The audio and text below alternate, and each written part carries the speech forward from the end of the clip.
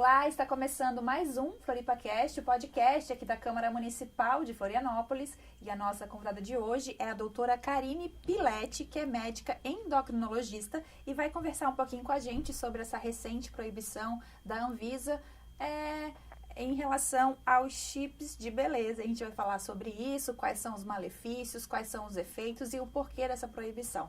Karine, muito obrigada pela sua presença aqui hoje com a gente. Obrigada pelo convite. Karine, a gente teve recentemente, acho que foi semana passada, se não me engano, essa proibição pela Anvisa dos chips da beleza, né? Mas as entidades, o Conselho de Endocrinologia, de Ginecologia, já eram contra, inclusive o Conselho Federal de Medicina também. Eu queria que você me falasse o que é o chip da beleza.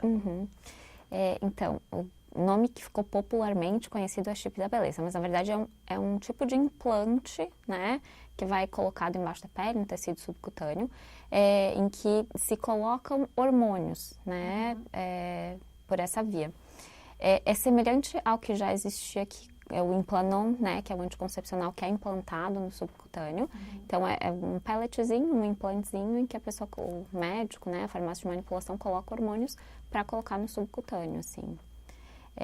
E aí, como ele foi muito usado para essa questão mais fins estéticos, de performance, ficou conhecido, né, como o chip da beleza. Então, assim, o médico pode prescrever, manipular qualquer hormônio ali. Então, hoje em dia a gente tem o chip da beleza, mas a gente tem várias medicações que estão sendo prescritas e manipuladas para esse fim, só que não foram estudadas, né, por essa via de administração. Então são vários, não é um tipo de hormônio só. Eu achei que era um tipo de hormônio só, mas são vários tipos misturados. Vários. O mais conhecido, que ficou mais conhecido antes, era a gestrinona, né?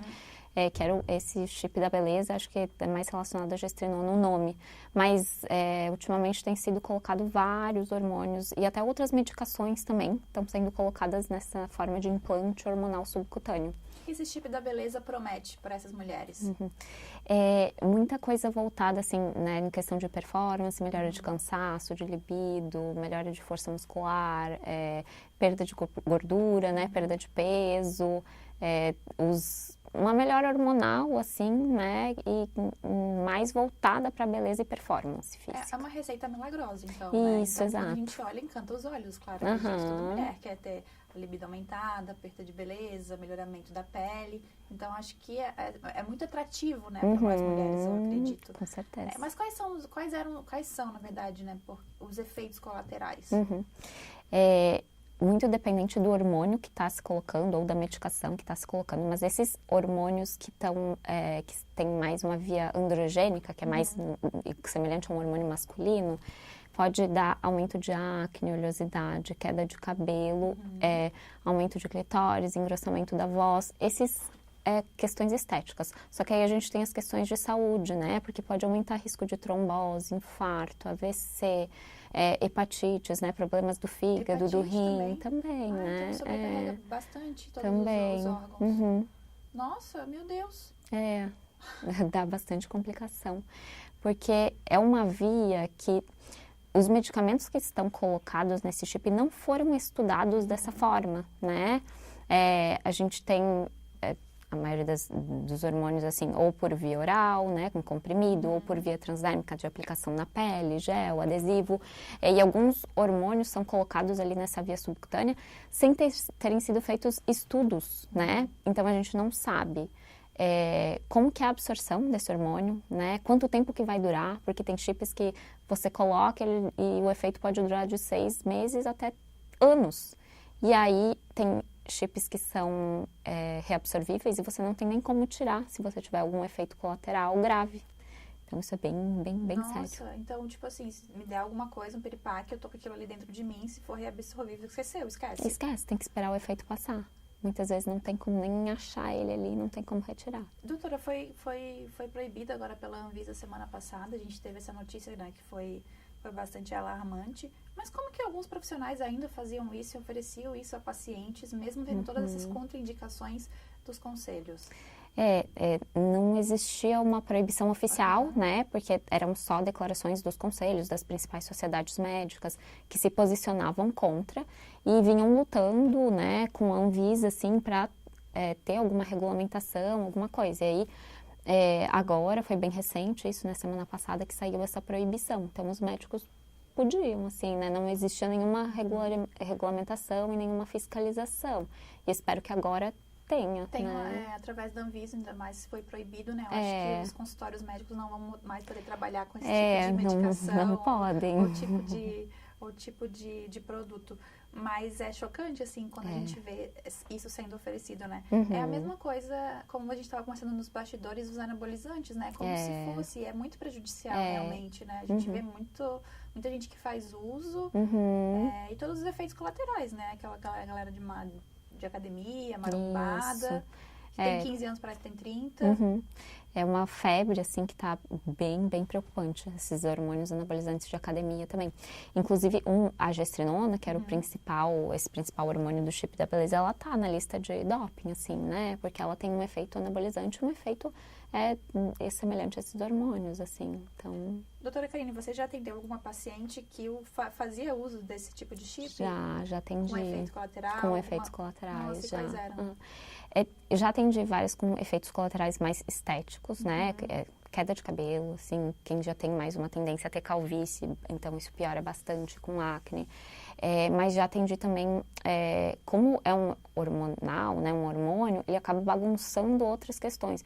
Já atendi pacientes que descompensaram do seu problema de tireoide, né? Já atendi paciente que estava acompanhando o nódulo de mama e teve piora, então... Então isso também? Também.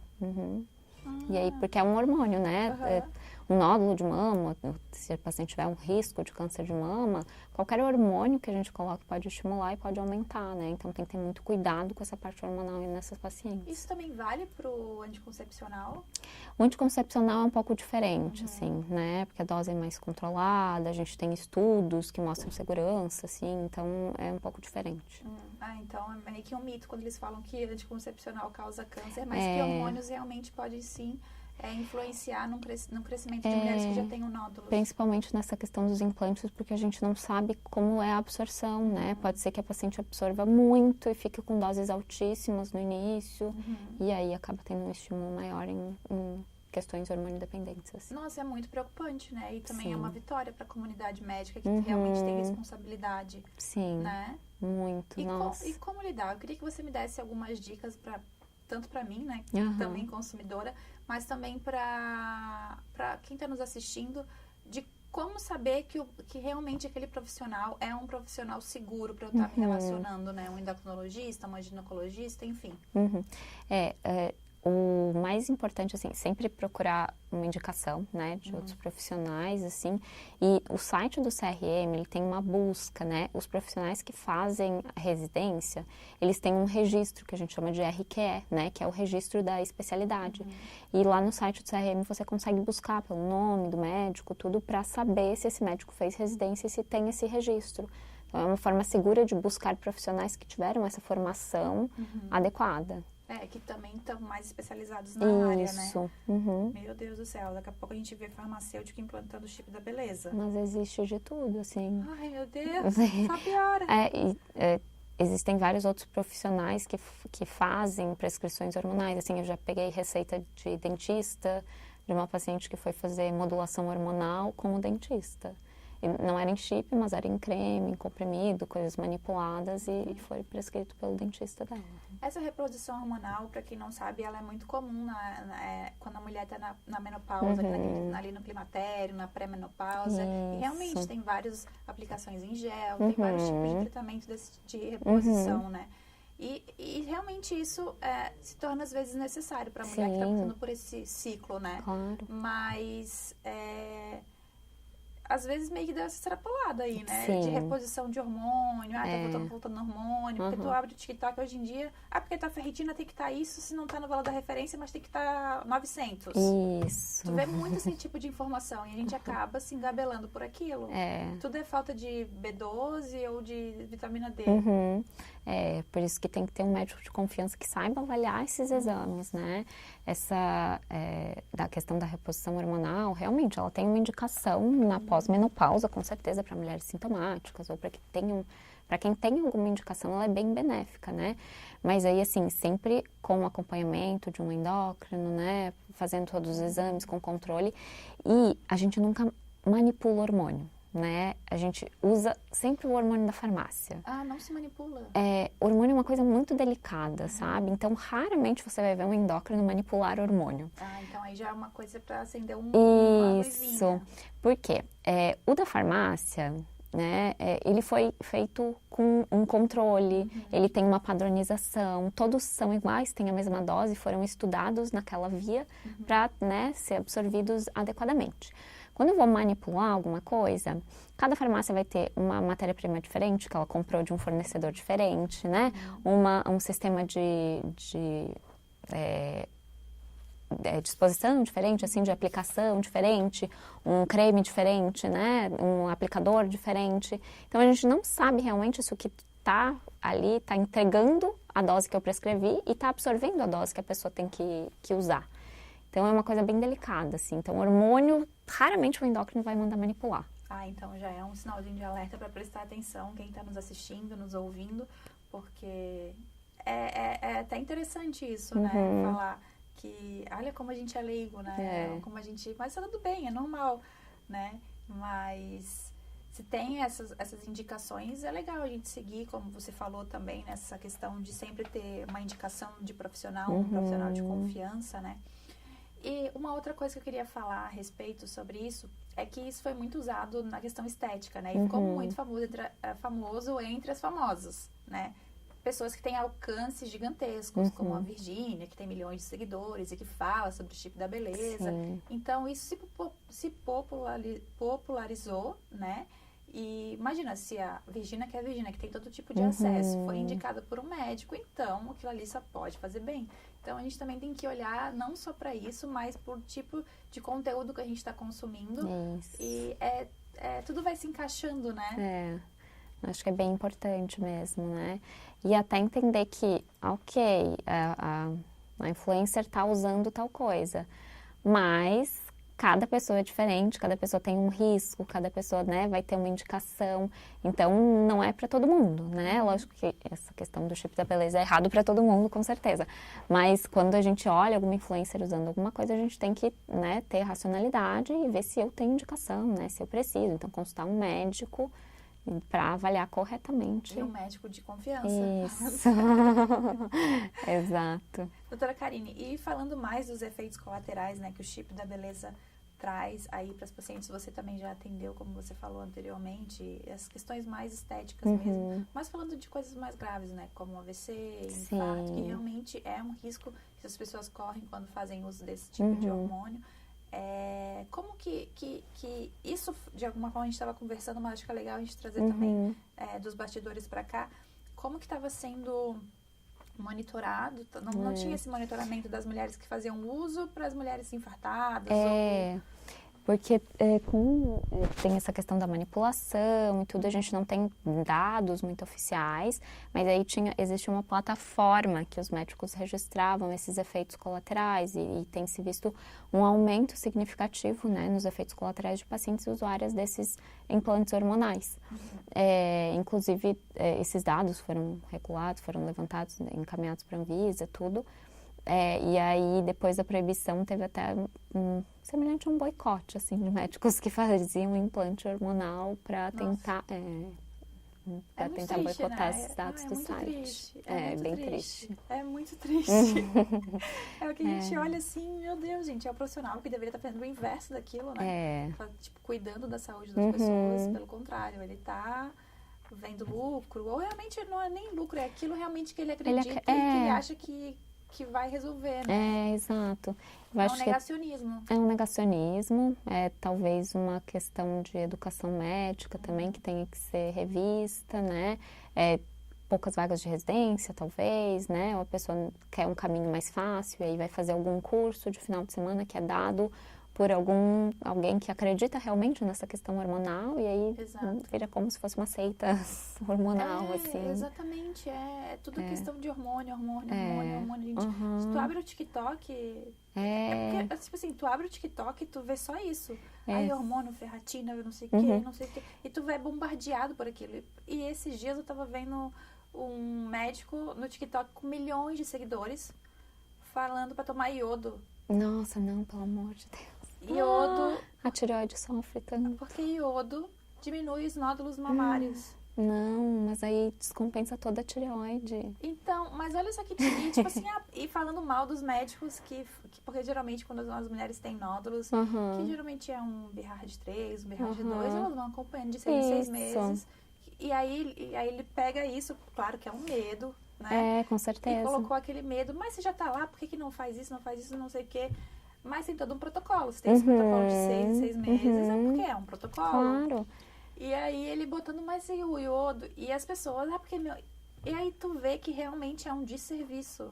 E essas pessoas têm muito alcance. Sim, normalmente são pessoas que têm uma lábia muito boa, que sabem vender e que sabem pegar essa dor de alguém, né? E transformar em alguma solução milagrosa que vai render muito dinheiro para ele. E o que a gente faz, Karine? Às vezes dá para denunciar, né? Dependendo das questões, assim, a gente consegue denunciar, principalmente em casos de pessoas que, né, foram lesadas, tiveram um efeito colateral, tudo. Mas se não, enfim, tentar conscientizar a população, né? Fazer informação correta, a gente tentar divulgar as informações corretas para chegar ao alcance de mais e mais pessoas. Mas é difícil. Eu olho e eu vejo, meu Deus, isso tem um alcance gigantesco. Tem um alcance muito grande.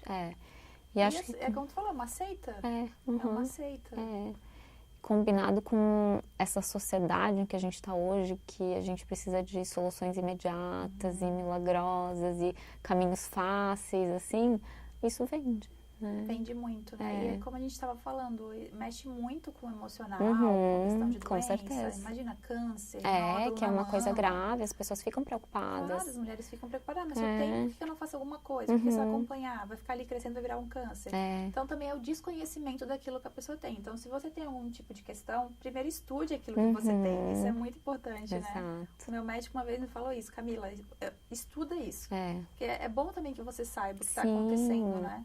A gente tem que ter conhecimento do nosso corpo, né? Das nossas doenças, de tudo. De como as coisas acontecem.